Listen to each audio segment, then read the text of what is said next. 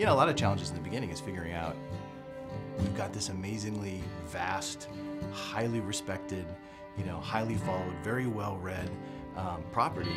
How do you bring that to a game and do it justice? There are so many different things within the books that were clearly had to be a certain way.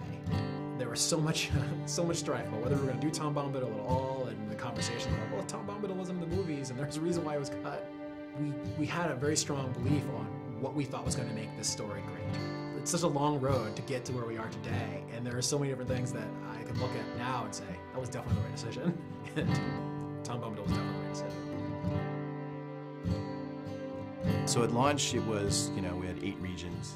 We kind of worked our way through the Shire. We ended up in Angmar. You know, it was a, we thought, huge world at the time. In fact, I think at the time it was one of the largest pieces of landscape ever released for a game. Eyes and ears and hearts and minds and everything opened up to us to see how we addressed, you know, how do you do a story in this world? You know, we can't be Frodo, right? I mean, these are the things that people thought the game was going to be, that I could be Frodo and I'm going to run through Middle-earth. You know, we had to get them to understand what our take was, that we were allowing you to tell your own story within Tolkien's story. Our goal was, this has to look unlike any place that anybody's ever been in an MMO, right? And hopefully also in an RPG, because when you read about Moria, it's this big, huge, giant, expansive, cavernous place. The idea was to use, to make it a landscape space with not one, but 2 separate height maps. So there'd be a height map for the floor and then a height map for the ceiling.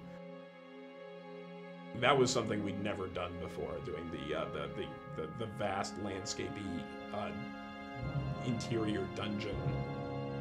It's really hard without a date file and without having sky and clouds and sun and all the colors that brings in. And you could have 2 stretches that have the same grass pattern, the same little huts, and you swap out sunny blue sky for crazy red, green, shimmery, evil thing, and it totally changes the look and feel. Not having that in Moria, it was much more challenging, yeah.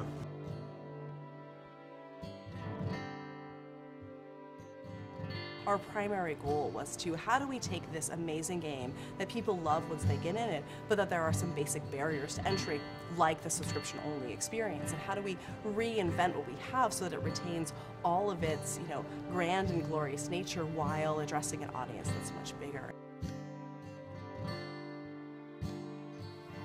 We are standing on a mound of content that is, you know, almost 10 years old, going back to when we first started early development of the Turbine.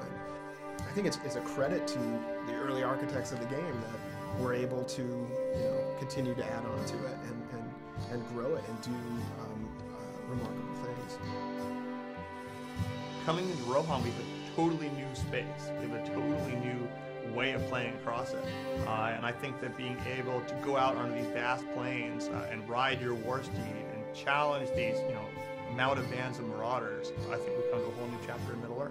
This is where the War of the Ring begins. At a high level, we're sort of, the training wheels are coming off, we're out of Eriador, we're east of the Misty Mountains, into the very epic, action-oriented portion of the fiction. And being able to tell that story is extremely exciting.